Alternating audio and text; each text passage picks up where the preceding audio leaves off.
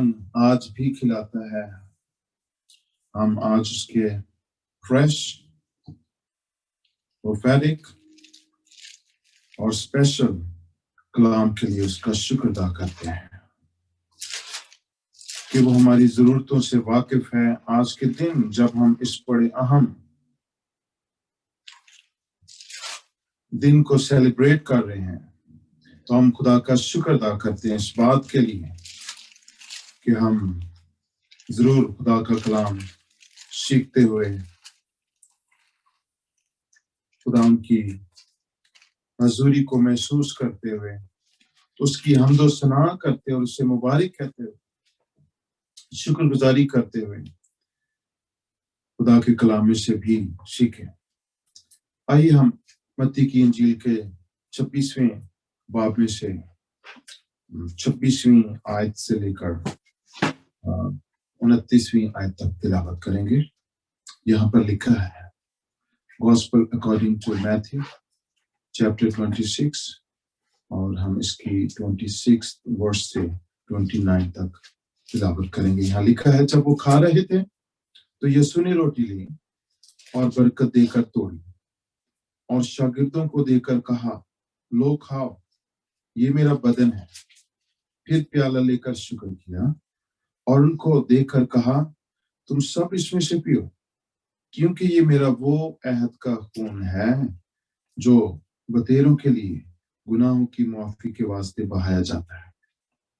मैं तुमसे कहता हूं कि अंगूर का ये शीरा फिर कभी ना पीऊंगा उस दिन तक कि तुम्हारे साथ अपने बाप की बादशाही में नया ना पीऊं। आमीन। हम खुदा के कलाम के लिए शुक्र अदा करते हैं। खुदा यीशु मसीह शुक्रगुजारी की दुआ के साथ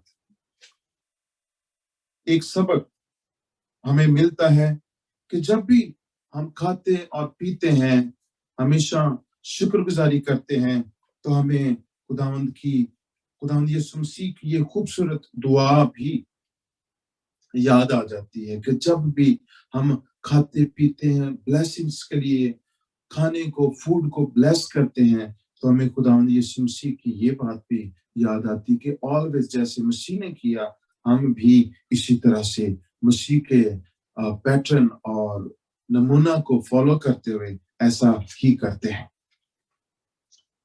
आज का दिन हम देखते हैं कि बड़ा अहम दिन है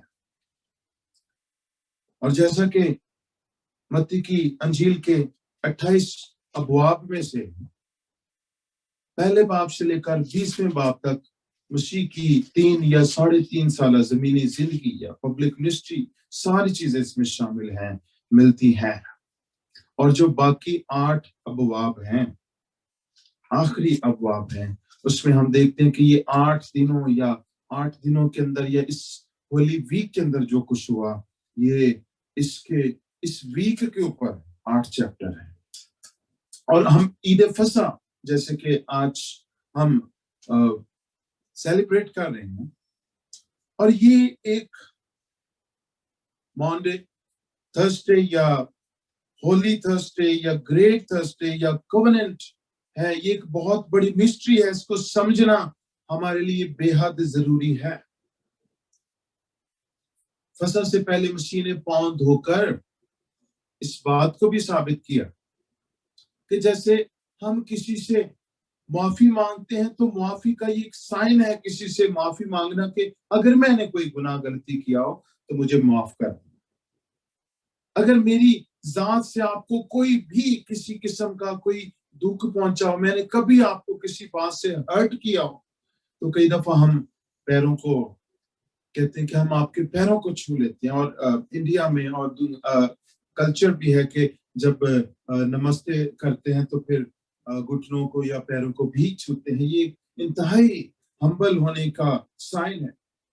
और यहाँ पर आज हम देखते हैं होली कम्युनियन में, जैसे कि करंथियों में अफजल पौलुस रसूल करंथिस की कलीसिया को तालीम देते हैं, क्योंकि ये बात मुझे खुदावंद से पहुंची और मैंने तुमको भी पहुंचा दी कि खुदावंद यीशु मसीह जिस रात को पकड़वाया गया, रोटी ली और शुक्र करके तोड़ी और कहा, ये मेरा बदन है जो तुम्हारे लिए है, میری یادگاری کے واسطے یہی کیا کرو. اور اسی طرح اس نے کھانے کے بعد پیالہ بھی لیا اور کہا یہ پیالہ میرے خون میں نیا عہد ہے, جب کبھی پیو میری یادگاری کے لیے یہی کیا کرو, کیونکہ جب کبھی تم یہ روٹی کھاتے اور اس پیالے میں سے پیتے ہو تو خداوند کی موت کا اظہار کرتے ہو جب تک وہ نہ آئے.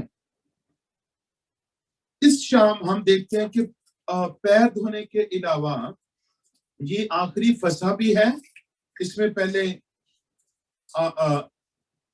شام کا جو ڈنر ہے مسیح نے اپنے شاگردوں کے ساتھ کیا, اور اس میں ہم دیکھتے ہیں کہ یہودا اسکریوتی بھی شامل ہے اس شام میں. اور یہاں پر خداوند یسوع مسیح نے یہودا اسکریوتی کے پاؤں دھوئے, پھر یہودا اسکریوتی سمیت سب کے ساتھ مل کر کھانا کھایا, اور اس کے بعد پھر یہ جب اس شاعر بانی کی رسم ہوئی ہے تو اکارڈنگ ٹو یہاں پر جیسے بزرگ پولس رسول نے یہاں پر ایکسپلین کیا ہے, جب یہودا اسکریوتی نے اس بات کو جانا کہ آگے میں جو کچھ کرنے والا ہوں وہ ٹھیک نہیں, تو اس کے ضمیر نے اسے اجازت نہیں دی کہ وہ شاعر بانی میں شریک ہو, اور وہ شاعر بانی سے پہلے اٹھ کر چلا گیا. اور یہاں پر بزرگ پولس رسول یہاں پر کہہ رہے ہیں کہ جو کوئی کھاتے پیتے وقت نہ پہچانے سے سزا پائے گا, کیونکہ اس واسطے کہ جو کوئی نامناسب طور پر خداوند کی روٹی کھائے یا اس کے پیالے میں سے پیے وہ خداوند کے بدن اور خون کے بارے میں قصوروار ہوگا. اب یہاں پر ہم دیکھتے ہیں کہ اس رسم جو کہ پاک رسم ہے, اس میں شریک ہونے سے ہماری پاکیزگی قائم رہتی ہے. لیکن جو یہودا اسکریوتی کی حالت میں شاعر بانی لینے کے بعد کام غلط کرنے کے موڈ میں ہے, اس کے لیے یہاں پر پولس رسول نے ایکسپلین کیا ہے کہ جو کوئی نامناسب طور پر جسے اس بات کا اندازہ ہو کہ اب میں نے اس کے بعد غلط کام بھی کرنا ہے, وہ اس میں ہاتھ نہ ڈالے. اور یہاں پر آج ہم دیکھتے ہیں کہ ابتدا اس رسم کی کیسے ہوئی. خدا نے اسرائیل سے وعدہ کیا کہ وہ انہیں مصریوں کی فوج اور مصریوں کے ملک سے, مصریوں کا جو حکمران ہے فرعون, ان سے آزاد کرے گا. اور عہد عتیق میں ہم دیکھتے ہیں کہ خدا ان کو وہاں سے نکال کر لایا. خدا نے یہ محسوس کیا کہ غلامی میں رہنا میرے لوگوں کے لیے اچھا نہیں ہے, اور خدا نے اگر ہم ایکسڈس 6:8 پڑھیں تو وہاں پر ہم دیکھتے ہیں کہ خدا نے کہا کہ میں کس بھی طرح سے تم کو نکالوں, میں نکالوں گا. اور وہاں پر ہم دیکھتے ہیں کہ 10 بڑی آفتوں کا ذکر ملتا ہے کہ 10 آفتوں کے آنے کی وجہ سے فرعون کا اور مصریوں کا دل جو ہے اس بات کے لیے نرم اور آمادہ ہوا کہ وہ بنی اسرائیل قوم کو, یہودیوں کو وہاں سے آنے دے. اور جو سب سے بڑی بات تھی وہ ہر گھر کا پہلوٹا مارا گیا, ہر گھر کے اندر کوہرام مچ گیا. اور ہم دیکھتے ہیں کہ جنہوں نے اس پہلی فسح کی رات کا آغاز کیا ان پر وہ آفت نہ آئی, ٹل گئے, کیونکہ وہ کیا کر رہے تھے, خدا کے لوگوں کو, خدا کی قوم کو, اس کے گھرانہ کو, اس کی فیملی کو ٹارچر کر رہے تھے, اور اس کی سزا ان کو ملنی تھی. اور اس کے لیے ان کو فدیہ دینا تھا. اور یہاں پر ہم دیکھتے ہیں کہ ایکسڈس 12:23 کے اندر دیکھتے ہیں کہ خدا نے اسرائیل کو حکم دیا کہ وہ ایک بے عیب برا لیں اور اس کا خون چوکٹ کے اوپر اور دروازے کے دونوں دائیں بائیں لگائیں, اور خداوند اس دروازہ کو چھوڑ دے گا اور ہلاک کرنے والے کو اندر نہ آنے دے گا. برا کے خون سے خدا نے اسرائیلی قوم کو بچا لیا. اور کلام میں ہم دیکھتے ہیں کہ بغیر خون بہائے معافی نہیں. جس کے گھر میں, جس کے دروازہ پر, جس کی چوکٹ پر وہ خون کا نشان تھا, تو گویا دوسرے لفظوں میں ہم کہہ سکتے ہیں کہ موت کا فرشتہ وہاں داخل نہیں ہو سکتا تھا, کیونکہ خدا نے ہلاک کرنے والے کو وہاں اندر جانے نہ دیا. اور جن جن کے دلوں پر آج مسیح کا خون ہے، اس کی چھاپ ہے، اس کا نشان ہے، وہ کبھی بھی اس طرح کی موت نہیں مرے گا جس طرح کے یہ مصریوں میں ہم دیکھتے ہیں کہ موت آ گئی، بلکہ کلام میں ہم دیکھتے ہیں کہ جس پر مسیح کا خون ہے وہ مسیح میں سوتا ہے، آرام کی حالت میں چلا جاتا ہے، نہ کہ اس طرح کی ہلاکت کا باعث بن جاتا ہے۔ اور خروج کے 12ویں باب کی 30ویں آیت میں ہم دیکھتے ہیں کہ جب ہر گھر میں یہ موت کا کوہرام نظر آتا ہے، مگر جنہوں نے یہ فسح منائی وہ اس موت سے، اس کوہرام سے، اس ماتم سے، اس رونا اور پیٹنا اور دانت پیسنا اس سے بچ گئے۔ یعنی سارے مصر، اور خدا نے کہا 12ویں باب کی 8ویں آیت میں خروج میں کہ اس کے گوشت کو اسی رات بھون کر بے خمیری روٹی کے ساتھ، اور جو یعنی کہ تازہ فریش روٹی کے ساتھ اور کڑوے ساگ پات کے ساتھ کھا لینا۔ اور یہاں پر ہم دیکھتے ہیں کہ بے خمیری یا تازہ روٹی جو ہے اس کے لیے کہا گیا ہے، اور اس شاعر پانی میں بھی ہمیں بغیر ییسٹ کے یا بغیر خمیر کے جو روٹی ہے وہ استعمال کی جاتی ہے۔ اور خروج کے 12ویں باب میں 24ویں آیت میں اگر ہم آگے دیکھیں تو وہاں پر ہم دیکھتے ہیں کہ وہاں پر یہ حکم ہے کہ تم اس بات کو ہمیشہ کی طرح رسم کر کے ماننا۔ جیسے کوئی بیاہ، کوئی شادی، کوئی سالگرہ ہوتی ہے، ہم کیک کاٹنے کی رسم ضرور کرتے ہیں، اس کے بغیر ہم دیکھتے ہیں کہ وہ پارٹی یا جو پروگرام ہے یا فنکشن ہے وہ اچھا نہیں لگتا، یا سیریمنی۔ تو اسی طرح سے یہ اس فسح کو منانے کے لیے حکم ہے کہ تم ہمیشہ اپنے لیے اور اپنی نسل کے لیے، اپنی اولاد کے لیے، اور یہ سلسلہ چلتا رہے، جیسے یہاں پر بزرگ پولس رسول نے کہا ہے کہ جب تک وہ نہ آئے تم میری یادگاری کے واسطے یہی کیا کرو۔ یہ حکم تب سے چلتا ہے۔ اور یہاں پر ہم دیکھتے ہیں کہ خدا نے جب آفتیں بھیجیں تو مصریوں کے اور مصریوں کا بادشاہ جو فرعون ہے اس کا دل نرم ہوا تو اس نے ان کو جانے دیا، انہوں نے انہیں غلامی سے رہائی بخشی، اسیری سے آزادی بخشی، اور پھر خدا ان کو کیا کرتا رہا؟ تازہ من کھلاتا رہا۔ جیسے یہ خدا نے کہا کہ تازی روٹی، اور پھر اس برا کا جو گوشت ہے اس کو رکھ کر خراب نہیں کرنا، بلکہ کیا کرنا؟ اسے ختم کرنا ہے، کھا جانا ہے۔ لیکن نئے عہد نامہ میں آگے ہم دیکھیں گے کہ پہلے کرنتھیوں کے 5ویں باب کی 7ویں 8ویں ہم آیت پڑھ لیتے ہیں، یہاں پر ہم اس مفہوم کو مزید بہتر طور پر سیکھ سکتے ہیں۔ پہلے کرنتھیوں کے 5ویں باب کی 7ویں اور 8ویں آیت ہم پڑھتے ہیں، اور یہاں پر لکھا ہے، پرانا خمیر نکال کر اپنے آپ کو پاک کر لو تاکہ تازہ گندا ہوا آٹا بن جاؤ، چنانچہ تم بے خمیر ہو کیونکہ ہمارا بھی فسح یعنی مسیح قربان ہوا، پس آؤ ہم عید کریں، نہ پرانے خمیر سے اور نہ بدی اور شرارت کی خمیر سے، بلکہ صاف دلی سے اور سچائی کے بے خمیر روٹی سے۔ خمیر کیا؟ یہاں پر ہم نے سیکھ لیا کہ پرانی چیزیں، پرانا خمیر کیا ہے؟ بدی اور شرارت، پرانے مردہ کام۔ عبرانیوں کے خط میں ہم دیکھ سکتے ہیں وہ ساری فہرست موجود ہے۔ لیکن تازہ گندا ہوا آٹا جو بن جاؤ، اس کی خصوصیت کیا ہے؟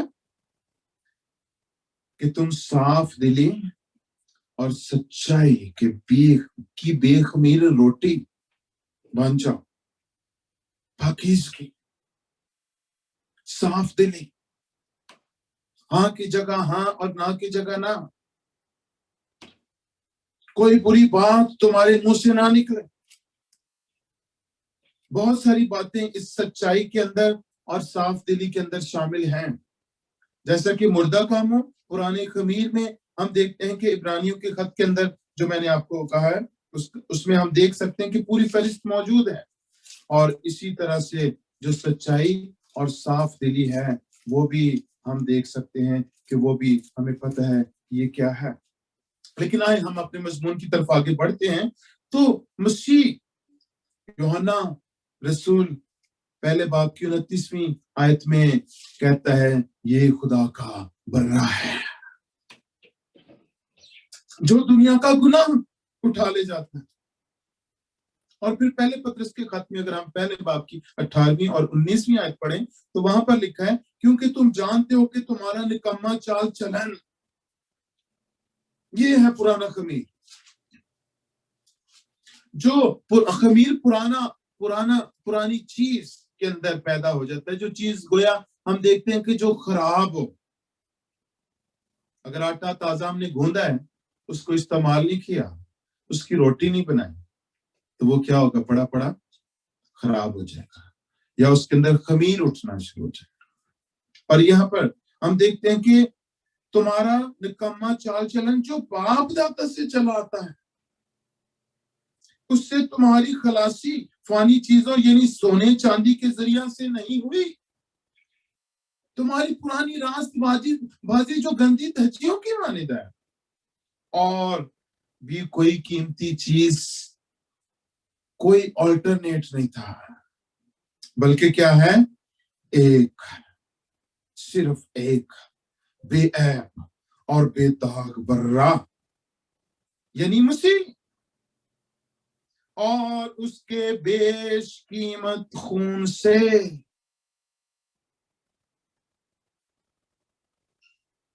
عبرانیوں کے خط کے 4 باب کی 15ویں آیت میں بھی ہم دیکھتے ہیں کہ وہ سب باتوں میں ہماری طرح آزمایا گیا تو بھی بے گناہ رہا. وہ ایسا سردار کاہن ہے. آج کل کے جو کاہن یا پریسٹ ہیں ان میں کہیں گڑبڑ آتی ہے تو اس سے سبھی لوگ، وہ بھی، اس کی فیملی بھی، اس کے کلیسیا بھی، سبھی لوگ جو ہے اس سے ڈسٹرب ہو جاتے ہیں. لیکن یہ واحد ایسا سردار کاہن ہے جو کامل خدا ہے اور کامل انسان بھی ہے، اور جس میں کوئی کمی نہیں ہے. اور ہم خدا کا اس بات کے لیے شکر ادا کرتے ہیں کہ اس کے بیش قیمت خون سے. اور مکاشفہ کے اندر ہم اگر 5ویں باب کی 6 آیت دیکھیں، یوحنا وہاں پر بھی کہتے ہیں کہ میں نے گویا ذبح کیا ہوا ایک برہ کھڑا دیکھا. ذبح کیا ہوا مگر کھڑا ہوا، اس میں زندگی ہے، اور وہ زندگی ایسی زندگی ہے جو ہمیشہ کی زندگی ہے. بے شک وہ ذبح ہو گیا لیکن تو بھی زندہ کھڑا ہے. ہاللیلویا.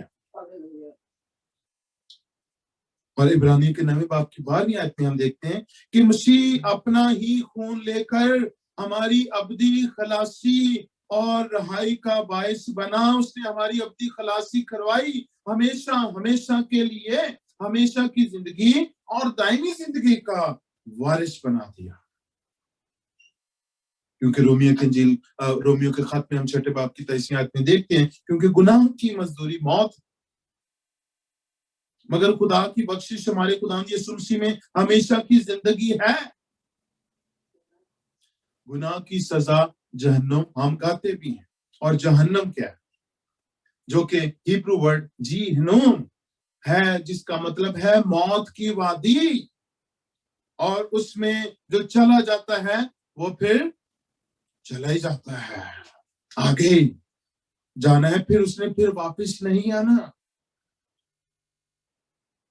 اور جس طرح ہم دیکھتے ہیں کہ پہلی فسا نے مصریوں کو غلامی سے، اسرائیل سے، مصریوں سے، فرعون سے، اس کے لشکروں سے، اس کی فوجوں سے رہائی اور خلاصی بخشی، اسی طرح سے مسیح کی موت ہمیں گناہ کی غلامی سے آزادی بخشتی ہے.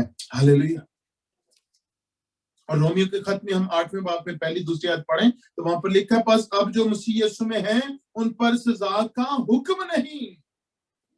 یعنی کہ سزا کیا ہے؟ موت. جو 23ویں آیت میں ہم نے پڑھا ہے 6 باب کی کہ گناہ کی مزدوری یا گناہ کی سزا کیا ہے؟ موت ہے۔ لیکن رومیو کے خط میں ہی ہم دیکھتے ہیں کہ 8ویں باب کی پہلی اور دوسری آیت میں کہ پس جو مسیح یسوع میں ہیں ان پر سزا کا حکم نہیں، یعنی کہ اب موت اور موت کا فرشتہ جو ہے اس کا کوئی تعلق نہیں جو مسیح میں ہے۔ جیسے موت کا فرشتہ اسرائیل کے گھرانہ میں نہیں جا سکا، ان کے گھروں میں خون دے کر اندر داخل نہیں ہو سکا، اس لیے جب مسیح کا خون ہمارے پر لگ گیا تو پھر موت کا فرشتہ ہماری زندگی میں کبھی نہیں آتا، کیونکہ زندگی کی روح کی شریعت تو مسیح یسوع میں مجھے گناہ اور موت کی شریعت سے آزاد کرتی ہے۔ ہم گناہ سے اور موت کی شریعت کا جو قانون ہے، یہ قانون ہے کہاں پر؟ رومیو کے خط کے 6 باب کی 23ویں آیت میں کہ گناہ کی مزدوری موت۔ This is a divine law۔ اور اس شخص پر وہ قانون لاگو نہیں ہوتا جو مسیح میں ہے۔ رومیو کی انجیل کے خط کے 8ویں باب میں نے آپ کو بتایا کہ یہ قانون جو 6 باب کی 23ویں آیت میں ہے وہ قانون اس شخص پر لاگو نہیں ہوتا جو مسیح میں ہے، اور اس پر اس سزا کا یعنی کہ موت کا حکم نہیں۔ جس طرح فسح کو سالانہ عید کے طور پر منایا جاتا تھا، اسی طرح سے مسیح کی اس خوشی کو ہم مسیحی خداوند یسوع مسیح کی موت کی یادگاری کے لیے پاک شراکت کی صورت میں شریک ہو کر مناتے ہیں، اور یہ پاک شراکت پاک لوگوں کے لیے ہے۔ اس لیے یہاں پر بزرگ پولس رسول نے کہا ہے کہ جو ناپاکی کی حالت میں ہے وہ نامناسب طور پر اس میز پر شریک نہ ہو۔ اور یہ رسم کب تک جاری رہے گی؟ جیسا کہ میں نے آپ کو ایکسوڈس میں سے بتایا ریفرنس، اس وقت شروع ہوئی اور مسیح نے اسے کیا کیا ہے؟ تھوڑا سا ماڈریٹ کیا، اور یہ کب تک چلے گی؟ جب تک وہ آ نہیں جاتا۔ وہ فسح کا برہ مسیح خداوند جو ہماری فسح کا برہ ہے، جب تک وہ واپس نہیں آ جاتا یہ فسح، یہ پاک شراکت، یہ پاک عشاء کی رسم جاری رہے گی۔ خروج میں بھی اس کا حکم دیا کہ تم اس رسم کو منانا، اور یہاں پر بھی لکھا ہے کہ جب تک وہ نہیں آ جاتا۔ پہلے کرنتھیوں کے 11ویں باب کی 23ویں آیت سے لے کر 26ویں آیت تک جب ہم پڑھتے ہیں تو یہاں پر اس یادگاری کے بارے میں لکھا ہے۔ اس لیے ضروری بات ہے کہ وہ جو کامل انسان اور کامل خدا تھا پرانے عہد نامہ میں عید فسح کو کا برہ نئے عہد نامہ میں آ کر ایک اور بہتر اور پرفیکٹ برہ نظر آتا ہے، بے داغ اور بے عیب۔ اس کی روح بھی بے عیب ہے اور جسمانی طور پر بھی، فزیکلی طور پر بھی اس کا جو بدن ہے وہ گناہ سے پاک ہے۔ یہ اس کا مطلب ہے کہ وہ بے داغ ہے اور بے عیب ہے، کیونکہ ہماری روح گناہ نہیں کرتی، بلکہ کیا ہوتا ہے؟ ہمارا بدن گناہ کر لیتا ہے، تو اس سے کیا ہوتا ہے؟ ہماری روح بے عیب نہیں رہتی، اور عدالت کے وقت ہم دیکھتے ہیں کہ روح کو اس کا خمیازہ بھگتنا پڑے گا۔ بدن گناہ نے کیا، لیکن یہاں پر ہم دیکھتے ہیں کہ پرانے عہد نامہ میں جیسے ہم اس برہ کو دیکھتے ہیں، لیکن نئے عہد نامہ میں یہ خوبصورت برہ ہمیں مسیح کی صورت میں نظر آتا ہے۔ پرانے عہد نامہ میں جیسے پچھلا آدم جو ہے وہ ناکام ہوا، پہلا آدم اور جو پچھلا آدم یا بعد یا دوسرا آدم ہے وہ ہم دیکھتے ہیں کہ اس کی مثال دنیا میں نہیں ملتی، اور اسی طرح سے وہ جو پہلا برہ فسح کے طور پر ذبح کیا گیا بنی اسرائیل قوم کے لیے، لیکن یہ جو ہمارا برہ ہے، ہمارا مسیح ہے، یہ بالکل بے داغ اور بے عیب ہے، جس نے خود کہا کون مجھ پر گناہ ثابت کر سکتا ہے. اور جو دوسرے سردار کاہن ہیں ان کو چیلنج کیا کہ اگر تم بے گناہ ہو تو پھر جیسے ہم اس گنہگار عورت کو دیکھتے ہیں کہ اس نے کیا کیا. جب پکڑی گئی تو سب لوگ اسے سنسار کر کے مار ڈالنے لگے. لیکن مسیح نے کیا کہا؟ جس نے کبھی گناہ نہیں کیا پہلے تو وہ پتھر مارے اس کو. اور سب بھاگ گئے. اور مسیح نے اسے کہا پھر گناہ نہ کرنا. اسی طرح سے اگر ہم مسیح کے اس چیلنج کو دیکھیں تو یہ بہت خوبصورت چیلنج ہے. یہ ہماری زندگیوں کے لیے ہے. جیسے بزرگ پولس رسول نے ایک چیلنج ہمیں دیا کہ میری مانند بنو کیونکہ میں مسیح کی مانند ہوں. اور مسیح پاک تھا، بے عیب تھا، بے داغ تھا، بے گناہ تھا. وہ گناہ سے واقف نہ تھا. اور بزرگ مل نے گیت بھی گایا، پاپ بنا پر پاپی نہ وہ، کہ وہ ہماری خاطر گویا ایسے سزا کو برداشت کر رہا ہے جیسے کوئی ایک گنہگار انسان کو سزا ملتی ہے جبکہ وہ گناہ سے نا واقف تھا. ہم اس بات کے لیے خدا کا شکر ادا کرتے ہیں کہ پرانے عہد نامہ میں یہ سمبل ہمیں کفارہ کے طور پر دکھائی دیا. اور یہ فسح جس کو آج ہم عید فسح کے طور پر مناتے ہیں، ہم اس بات کے لیے خدا کا شکر ادا کرتے ہیں کہ ہم بھی مسیح کی مانند بنے. جیسے مسیح نے دعا کی، مسیح مرد دعا ہے. گیتسمنی میں ہم دیکھتے ہیں اور مسیح دعا کرنے کے عادی تھے اور وہ دعا کرتے تھے. اور یہاں پر انہوں نے شاگردوں کے بلکہ اپنے دشمن یہودا اسکریوتی کے پاؤں بھی دھو کر اسے معاف کیا. یہ معافی کا نشان تھا. اور پھر اس کے ساتھ بیٹھ کر کھانا بھی کھایا. لیکن اس پاک رسم میں ہم دیکھتے ہیں کہ جیسے یہودا اسکریوتی خود ہی اٹھ کر چلا گیا، ہمیں بھی اس میں بڑی احتیاط برتنے کی ضرورت ہے کہ اگر ہم پاک عشاق میں شریک ہوتے ہیں، ہولی کمیونن میں شریک ہوتے ہیں، تو پھر اس کا مطلب یہ ہے کہ ہمیں اپنے پرانے